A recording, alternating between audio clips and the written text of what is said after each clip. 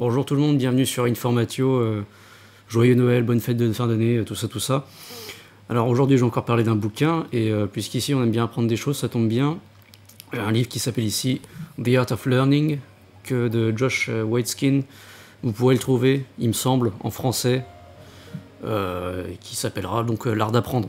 Donc dans ce livre, en fait, on va suivre le parcours de l'auteur qui a été tour à tour un champion de haut niveau, d'abord sur le plan mental au jeu des échecs, et ensuite sur le plan physique au tai chi, ou plutôt plus précisément la forme martiale du tai chi qu'on appelle la poussée de main. Il y a le tai chi qui est ce que les gens connaissent, qui est la forme plutôt, on va dire, méditative.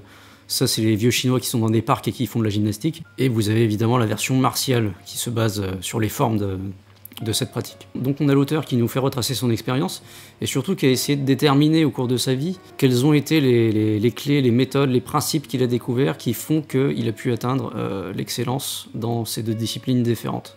On a le premier chapitre en fait qui retrace son enfance, parce que c'est à cette période-là qu'il était impliqué intensivement dans le jeu d'échecs. Voilà, il parle des coachs qu'il a eus, il parle de ce qu'il a découvert d'abord comme approche de l'apprentissage. Ensuite, le second chapitre, c'est sur sa découverte du tai chi, les autres choses qu'il a appris en faisant du tai chi. Et le troisième chapitre, le dernier, donc c'est la synthèse des deux. C'est le point culminant où voilà, il va nous parler vraiment des derniers niveaux de raffinement qu'il a pu atteindre et comment ça l'a amené au championnat du monde de Tai Chi Chuan à Taïwan. Alors dans l'introduction, il explique quel était le but qu'il s'était fixé en écrivant ce livre. Il a réussi à transposer la plupart des choses qu'il avait apprises aux échecs dans le tai chi. Et ici, il a cherché à savoir comment ces deux choses pouvaient être interconnectées et quels étaient donc les principes qu'il avait pu découvrir dans cette expérience du jeu d'échecs qui puissent être donc transposés au tai chi. Ce qu'il appliquait dans l'un s'appliquait à l'autre et inversement. Et donc plutôt que de vivre tout ça de manière assez abstraite, il a essayé de mettre le doigt dessus et puis de pouvoir le formuler pour pouvoir le présenter aux autres. Et donc il raconte qu'il a réussi à déterminer une méthode d'étude qu'on peut appliquer à n'importe quelle discipline.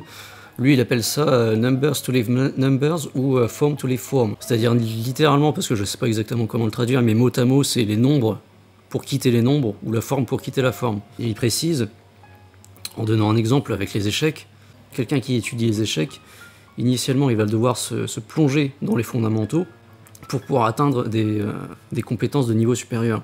Donc il va apprendre la fin de partie, le milieu de partie, il va apprendre les ouvertures, en faisant toujours une chose à la fois. Et puis à force, l'intuition va intégrer de plus en plus de principes, et au final les fondamentaux vont être tellement internalisés, vont être tellement intégrés plutôt, de manière subconsciente, que voilà, il n'y a plus besoin d'efforts conscients pour le faire. Tout ça se passe de manière automatique et quelque part on peut utiliser notre effort conscient ou ce qu'on pourrait appeler notre mémoire vive, pour faire un parallèle avec les ordinateurs. On peut utiliser cette mémoire vive pour se concentrer sur d'autres choses. Voilà. Et donc c'est un processus qu'on peut répéter encore et encore et encore à mesure qu'on progresse et qu'on intègre toujours des nouvelles compétences plus élevées qui sont toujours basées sur les compétences inférieures. Hein, il imagine ça comme une pyramide où vous avez le but à atteindre. D'abord il faut commencer par les fondamentaux. Si vous n'avez pas fait intégrer ce premier étage des fondamentaux et que vous l'avez tellement bossé pendant des mois et des mois que ça a été intégré de manière subconsciente, vous n'avez même plus à y réfléchir, vous ne pouvez pas passer après à l'étage supérieur. Vous voyez ? Et comme ça, vous faites les étages un à un jusqu'à arriver là où vous voulez, quoi. Donc ça, c'est le cœur du livre, mais on va y revenir. Alors maintenant, je ne vous parlais pas du premier chapitre, en fait, c'était des parties dans lesquelles il y a des chapitres. Je vais vous parler de la première partie, donc, de sa vie de compétiteur d'échecs. Il faut savoir que dans ce bouquin, vu que ça a été un compétiteur de haut niveau, il va parler énormément de l'aspect performance et de l'aspect psychologique de la chose, comment il le vivait, comment affronter le chaos, comment affronter la tension, le stress, la pression, toutes ces choses-là. Et aussi, à la fin de cette partie, il nous raconte un moment où, je crois qu'il était en Inde, il jouait un tournoi en Inde, et il y a eu un tremblement de terre, et à un moment donné, il raconte qu'il est rentré dans ce qu'il appelle la soft zone. Il était vous connaissez peut-être ça si vous vous intéressez au sport, les gens qui sont dans la zone, hein, le concept de zone chez les sportifs. Il est arrivé dans une espèce d'état où en fait il était tellement concentré dans ce qu'il était en train de faire, tout ce qui était autour de lui a complètement disparu, son ego a complètement disparu, il n'existait plus, il était plus que dans le jeu, il avait fusionné avec le jeu, on va dire. Et c'est en fait une sorte d'état où il est dans un niveau de performance optimale Et donc c'est quelque chose qu'il a beaucoup étudié, il a cherché comment pouvoir déclencher ça à volonté, puisqu'évidemment de base ça se fait pas sur commande, c'est quelque chose d'assez exceptionnel. Et dans ce livre-là, il raconte comment créer un déclencheur pour aller dans cette zone. Évidemment, ça c'est des trucs qui vont concerner uniquement les gens qui font des choses à des très hauts niveaux et qui sont dans la compétition. Moi, ce qui m'intéresse plus, c'est de parler du côté apprentissage. Voilà. Dans ce livre, il y a le côté 1, la psychologie de la performance, et 2, l'apprentissage, les méthodes pour étudier quelque chose. Voilà. Et donc son expérience avec les échecs, ça commençait un petit peu mal, je me méfiais parce que il raconte qu'il a découvert ça quand il était gamin. Il était dans un parc et il voyait des gens qui étaient en train de jouer dehors, quoi. Et ça avait l'air de l'intéresser. Il y a donc le type qui lui a proposé de jouer. Et il dit qu'il ressentait une sorte d'affinité instinctive, comme s'il connaissait déjà le jeu, quelque sorte. Et il avait une fascination, une attraction naturelle pour le jeu. Et il a fini par battre le mec. Et ce qui est assez singulier, c'est qu'il s'est mis à jouer régulièrement donc avec ces gens-là, dans le parc, et qui jouaient depuis des années et des années. Et alors même qu'il était gamin, il se mettait à battre au jeu d'échecs des gens, des adultes, qui jouaient depuis des années et des années. Et donc on pourrait se dire, oui bon en fait c'est un génie naturel. Qu'est-ce qu'il va nous apprendre? C'est juste un génie naturel, voilà, ça arrive à une personne sur un million. Mais ce qui est intéressant quand même, c'est de savoir qu'après, alors qu'il voulait se distancer un petit peu de ce monde des échecs et de la compétition et toutes ces choses-là, et qu'il était très intéressé naturellement par tout ce qui était philosophie, spiritualité, tout ce qui était surtout mentalité, on va dire, orientale, les textes chinois comme le Tao Te Ching ou les choses comme ça. Un jour par hasard, on lui a proposé de rentrer dans une gym où des gens faisaient du tai chi, et donc à la base c'était juste un truc comme ça où il y avait l'aspect méditatif qui lui plaisait beaucoup, et il était beaucoup pris par ça. Mais après, l'instructeur lui a proposé de faire la version martiale du tai chi, donc il s'est retrouvé à nouveau dans la compétition, mais c'est intéressant de savoir que il a réussi quand même à atteindre la première place au podium au championnat du monde, alors qu'il avait commencé une discipline à l'âge adulte. Voilà, donc c'est une chose d'être un génie naturel et que les gens vous appellent le nouveau Bobby Fischer quand vous êtes un gosse, mais après quand même il a réussi à répliquer cette maîtrise, donc quelque chose qui a priori strictement rien à voir. Voilà. C'est pour ça que je me dis, il y a beaucoup de valeur dans ce qu'il nous raconte. Dans cette partie à propos des échecs, une des premières choses qu'il va vouloir aborder dans le livre, ce sont les approches de l'apprentissage. Et donc il nous parle de deux approches. Il y a ce qu'il appelle... ce sont des théories de l'apprentissage en fait. Il y a Incremental Intelligence, l'intelligence par incrémentation, et l'entité. Alors je ne sais plus si ça s'appelle l'entité de l'intelligence ou la théorie de l'entité, enfin, les noms on s'en fout. Mais en fait il y a deux approches. Il y a celle où le sujet s'identifie à je suis quelqu'un qui réussit, ou je suis quelqu'un qui rate tout ce qu'il fait. Et la théorie, si j'ai raté quelque chose, c'est parce que je n'ai pas assez bossé. Si j'ai réussi, c'est parce que j'ai fait les efforts nécessaires pour y arriver. Et donc il en parle parce qu'il a rencontré ça énormément dans les compétitions, en particulier avec des jeunes, où il voyait des gosses qui avaient été entraînés, dressés pour apprendre par cœur des ouvertures avec des pièges, des choses comme ça. Où ils avaient surtout bossé la théorie, je reviendrai là-dessus. Alors que lui, son instructeur, parce qu'il y a un type qui l'a repéré quand il jouait dans les parcs et tout ça, et qui a préféré lui faire d'abord apprendre les fins de partie. On reviendra là-dessus. Donc il y a des gosses qui arrivaient avec des ouvertures connues par cœur, où ils voulaient tendre des pièges à l'adversaire. En gros, ils arrivent, ils ont une méthode sûre pour réussir, et ils sont pas tellement là par l'amour du jeu, pour la confrontation avec un autre adversaire, ils sont là parce qu'ils veulent gagner. C'est-à-dire qu'ils sont orientés résultat. Il faut gagner. Si tu perds, t'es un perdant. Et on n'en parle plus. Le problème, c'est que cette théorie de s'identifier à je réussis ou je perds, c'est que si on s'identifie particulièrement à si je suis mauvais à l'école, c'est parce que je suis con, c'est parce que je suis nul, ça nous fait développer une impuissance acquise. Et il nous parle d'une expérience de psychologie de groupe. Alors je vous le lis, il y avait des enfants qui étaient séparés en groupes, certains avaient la théorie de l'entité et d'autres avaient la théorie de l'intelligence par incrémentation. On leur donnait des problèmes, d'abord des problèmes faciles, ils les ont tous résolus. Ensuite on leur a donné des problèmes très durs, très difficiles, qui étaient censés être beaucoup plus difficiles pour eux. Donc ceux qui avaient la théorie de l'apprentissage, le défi ça les plaisait, alors que ceux qui avaient la théorie de l'entité étaient assez mal à l'aise face à ce genre de problème trop difficile pour eux.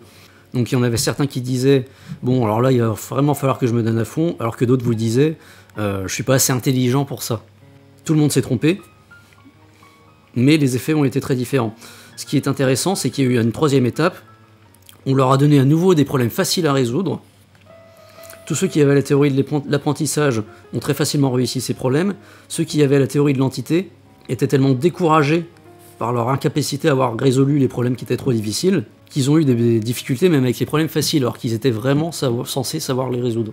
Et donc ce que ça montre, c'est que dans ces deux approches, les résultats en fait n'avaient absolument rien à voir avec l'intelligence. C'était l'approche qui avait déterminé la réussite. Donc ce que ça révèle, c'est que les gens qui ont cette théorie de l'entité sont beaucoup plus fragiles, puisque quand ils sont face à un défi, déjà ils vont chercher à l'éviter. C'est pareil, ça c'est un truc qu'ils voyaient souvent chez certains jeunes qu'on lui envoyait quand il était adulte, qu'on lui envoyait pour apprendre les échecs. Ils voyaient des jeunes, on leur avait toujours dit « t'es super intelligent, t'es fort, tout ça », mais ils insistaient toujours pour rester dans leur bulle, où ils savaient qu'il y avait toujours des joueurs qu'ils étaient capables de vaincre en fait. Et ils évitaient soigneusement d'avoir affaire à des joueurs qu'ils connaissaient pas, et où ils savaient que finalement il y avait un risque qu'ils perdent. Parce que quand vous avez cette mentalité-là, le problème c'est que voilà, si vous ratez, c'est votre identité qui est blessée. Il n'y a pas, c'est parce qu'il me manque des choses, il faut que j'apprenne d'autres choses pour y arriver la prochaine fois, etc. Vous avez perdu, ça remet en cause toute l'idée que vous vous faites de vous-même, quoi. Et évidemment, ça empêche totalement le progrès. Il fait une petite comparaison avec les Bernard l'ermite, ces crabes qui ont besoin de changer de coquille. Voilà, à mesure que ces animaux grandissent, vu que les coquilles ne grandissent pas avec eux, vu que ce sont des corps étrangers, il faut de temps en temps qu'ils changent de coquille. Le problème, c'est que dans cette période où ils vont passer d'une coquille à une autre, eh bien ils sont vulnérables. Il n'y a plus rien qui les protège. Et donc il dit qu'il se passe à peu près la même chose quand on doit apprendre quelque chose de nouveau. Il faut c'est ce qu'il appelle l'investissement dans l'investissement dans la défaite. Si on cherche toujours à se protéger et à jamais se confronter aux défis, on ne peut pas grandir, donc on finit par être atrophié dans une petite coquille. Si on veut à un moment donné atteindre une nouvelle grande coquille, faut quitter l'ancienne, se confronter à des choses nouvelles qu'on ne connaît pas. Il va y avoir du danger, mais c'est ce danger, c'est tous ces défis-là qui font qu'il va y avoir croissance, progression. Et c'est pour ça que c'est absolument vital d'avoir cette approche de la théorie de l'apprentissage. Comme il le dit à un moment dans le livre, la croissance ne se produit que quand on arrive à un point de résistance.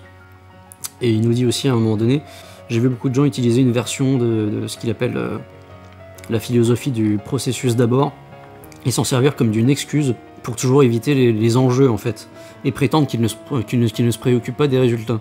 C'est juste une excuse pour jamais avoir à se confronter soi-même. Et donc juste pour revenir sur ce que je disais vite fait, sur les deux approches aux échecs, où vous avez ceux qui d'abord apprennent les ouvertures, et bon les ouvertures c'est un peu chiant parce que c'est beaucoup de par cœur, contre ceux qui vont commencer, comme lui le faisait avec son coach, commence par les fins de partie. L'intérêt c'est quoi? C'est que quand vous commencez par les fins de partie, vous commencez par une complexité réduite. Au début, vous avez toutes les pièces qui sont installées, et plus vous progressez, moins il y a de pièces sur le plateau. Moins il y a de pièces, moins il y a de mouvements calculés ici et là, quoi. Et donc, quelle que soit la discipline qui vous intéresse, il faut jamais commencer à vouloir en prendre trop d'un coup. Il faut toujours essayer de séparer les choses en petites parties, et essayer de vraiment maîtriser chacune de ces petites parties d'abord. Donc là, dans le cas des échecs, par exemple, avant d'avoir tout de suite à gérer, il y a une ligne de pion, ensuite il y a les tours, il faut faire les rocs, il faut sortir les fous, machin truc. Vous commencez avec 3 pièces sur le plateau, et vous cherchez comment faire un mat avec ces pièces-là. Voilà. On commence par le plus simple. Et après, petit à petit, on incrémente, on rajoute des pièces. Ça nous amène à ce qu'il appelle sa méthode Numbers to Leave Numbers, c'est-à-dire un processus où toutes les informations techniques, je cite, sont intégrées dans ce qui semble être une intelligence naturelle. Il prend l'exemple, il nous parle d'un peintre, qui s'appelle Pollock. Il pouvait dessiner comme si c'était un photographe. À la place, il a décidé d'étaler de la peinture de manière sauvage, remplie d'émotions. C'est quelqu'un donc qui avait appris Numbers to Leave Numbers ou Form to Leave Form, c'est-à-dire qu'il connaissait les bases, il les avait parfaitement intégrées, ce qui lui a permis de dépasser ses bases. C'est un petit peu ce qu'on appelle, avant de briser les règles, il faut les apprendre. Oui, dans tous les arts que vous apprenez. Donc, après sa vie de compétiteur d'échecs qu'il décrit lui-même comme assez brutal. Il dit que vers ses 18 ans, il découvre donc le Tao Te Ching. C'est quelqu'un qui est plutôt bohème, il lit des bouquins, il s'intéresse à la philosophie, il voyage, il a passé pas mal de temps en Europe de l'Est, en campagne, et puis de temps en temps il faisait des petits tournois d'échecs. Puis il est revenu aux États-Unis, et quelqu'un donc lui a proposé de s'intéresser au Tai Chi. Donc il a été faire un petit peu de Tai Chi, il a trouvé ça tout de suite absolument formidable, parce que ça contrastait tellement avec la vie qu'il avait eue avant. Enfin, il pouvait se concentrer sur sa vie intérieure, se relaxer, faire quelque chose de différent de la compétition. Et ma foi, il a progressé assez vite. Donc 2 petits mots sur le Tai Chi, parce que c'est quand même assez intéressant. Ce que lui en dit, un des éléments les plus importants du Tai Chi, c'est de libérer les obstructions du corps et de l'esprit, afin que les deux puissent fonctionner en toute fluidité. S'il y a une tension à un endroit, l'esprit s'y arrête, et la fluidité est brisée. Et donc ce qui est intéressant avec cet art martial qui est le Tai Chi, c'est que c'est un art martial basé plus sur la non-résistance. C'est en fait le pendant vraiment négatif de ce que nous on connaît comme étant les arts martiaux, où le but c'est opposer la force à la force. Et donc c'est là qu'il nous parle plus en détail de ce qu'il appelle l'investissement dans la défaite. Alors il nous dit, j'ai toujours cru, que si quelqu'un qui étudie une discipline quelconque pouvait éviter de faire 2 fois la même erreur, qu'elle soit technique ou psychologique, eh bien il serait propulsé au sommet de sa discipline. Mais évidemment, ça marche qu'en théorie. Ce qui revient à ce qu'on avait déjà dit dans la première partie. Hein. Les gens qui veulent pas se mettre en danger pour apprendre d'une erreur, l'erreur il faut la faire déjà. Et si on veut pas se mettre en danger et qu'on n'accepte pas qu'on puisse être quelqu'un qui fasse des erreurs, on ne les fera jamais les erreurs, donc on ne passe pas à l'étape supérieure. Et pour illustrer ça, il nous parle du moment donc où il s'était mis au Tai Chi Chuan, où il a dû faire du sparring avec un type qui s'appelle Evan. Très clairement, il a dû mettre son ego de côté parce qu'il s'en prenait plein la gueule, le mec était beaucoup plus fort que lui déjà, et il avait un style très brutal, très agressif. Il a fait du sparring avec ce type pendant des mois. Et puis à un moment donné, les choses se sont renversées, il a commencé à prendre le dessus sur lui, et à partir de ce moment-là, tout de suite, dès que Evan avait compris qu'en fait c'était plus lui le dominant et qu'il avait quelqu'un en face de lui qui pouvait opposer de la résistance, eh ben il s'est retiré. Donc c'est là qu'on voit la différence entre les types qui va passer son temps à écraser les gens de son club et l'autre qui lui par contre va devenir un champion. Donc voilà, il nous dit qu'Evan n'a pas voulu investir dans la défaite. Il aurait pu, mais il a préféré abandonner. Ce qu'il nous dit aussi dans ce chapitre, c'est que pour lui c'est absolument fondamental d'avoir des temps où voilà, on va se permettre de faire des erreurs. Il y a des moments, il va y avoir des creux où il faut faire énormément d'erreurs à la suite. Il faut se le permettre parce que c'est le moment qui va être nécessaire pour pouvoir internaliser les nouvelles données qu'on doit intégrer. Le chapitre suivant, qui nous donne également une leçon très importante, s'appelle Smaller Circles, c'est-à-dire faire des cercles de plus en plus petits. Et donc qui incite sur la nécessité vraiment de prendre du temps sur les bases, de prendre du temps pour maîtriser les choses, de ne rien faire superficiellement. Je vais citer un petit peu un passage au début du chapitre. Le principe d'apprendre, c'est de se plonger dans les mystérieux détails du micro afin d'obtenir une compréhension du macro, c'est-à-dire du plus grand. Notre obstacle, c'est que nous vivons dans une culture qui a un déficit d'attention. On est bombardé avec de plus en plus d'informations sur Internet, la radio, la télévision, etc. Il y a un flux constant de stimulus qui a le potentiel de faire de nous des drogués, des assoiffés, toujours à la recherche de quelque chose pour nous divertir. Si le genre de comportement induit par la société se transpose dans le processus d'apprentissage, leur effet est dévastateur. Il écrit plus tard, tout le monde se précipite pour toujours apprendre de nouvelles choses, mais il n'y a rien de fait en profondeur. Donc ce qu'il avait déjà expliqué plus tôt, mais que je vous avais pas, que j'ai peut-être pas mentionné, c'est que déjà quand il apprenait les échecs en étant enfant, il était capable de passer des après-midi, voire des journées entières, sur une seule position. Pareil quand il faisait du tai chi, quand il n'en était encore qu'à apprendre les formes de base, il allait répéter les mêmes mouvements encore et encore pendant des heures, et de manière très lente. Même après, il donne des exemples, il donne des cas de figure, il donne un exemple à un moment donné dans le livre, sur 2 pages entières, il explique comment il s'y prend pour travailler une droite. Et c'est un mouvement qu'il est capable de travailler pendant des mois. C'est pas un truc qu'il va faire pendant une semaine et puis il se dit c'est bon, je passe à autre chose. Vous voyez ? Ça, c'est aussi quelque chose que j'ai beaucoup entendu de la part de profs de guitare. Toujours insister, commencer par faire les choses lentement. Et si on croit que c'est lent, il faut le faire encore plus lentement parce qu'en fait on va trop vite. Quand vous faites les choses lentement, non seulement vous êtes conscient de vraiment toutes les subtilités du geste, chaque muscle qui va devoir se mettre en mouvement. Quand vous faites les choses lentement, vous ne pouvez pas tricher. Les erreurs sont là, elles se voient. Si vous le faites vite, vous avez l'impression que c'est pas grand chose, puis quand vous le faites lentement, vous vous rendez compte qu'il y a beaucoup de choses qui sont en jeu. Et donc à quoi ça nous mène ? L'idée c'est qu'une fois qu'on a maîtrisé quelque chose de simple très lentement, on affine le mouvement, on incrémente, toujours en allant plus vite, mais en essayant de garder toujours la même efficacité. Il dit qu'il cherche à d'abord avoir l'essence vraiment d'un mouvement, et ensuite il dit, je cite, de condenser la manifestation externe de cette technique tout en conservant au mieux son essence. C'est-à-dire que l'expansion, ou si vous voulez l'énergie nécessaire pour cette technique, va diminuer avec les temps, mais son potentiel finalement en même temps va augmenter. C'est ce qu'il appelle faire des cercles de plus en plus petits. Et donc il nous donne une illustration de ça, il nous donne un exemple où comment il s'y prend, par exemple pour apprendre simplement à faire un coup de poing. Donc il commence par dire voilà tous les mouvements qui sont requis, que ce soit la jambe, que ce soit les mouvements du torse, les mouvements du bras, sa trajectoire, la position du pied, etc. Toutes ces choses-là. Et il travaille ça vraiment au ralenti, et il le fait encore et encore et encore. Il va découvrir qu'il va avoir de la tension dans ses épaules ou dans son dos, et puis petit à petit il va chercher à relâcher au mieux cette tension-là, toujours en continuant à répéter le mouvement lentement. Avec le temps, le mouvement était tellement intégré qu'il n'a plus à y réfléchir.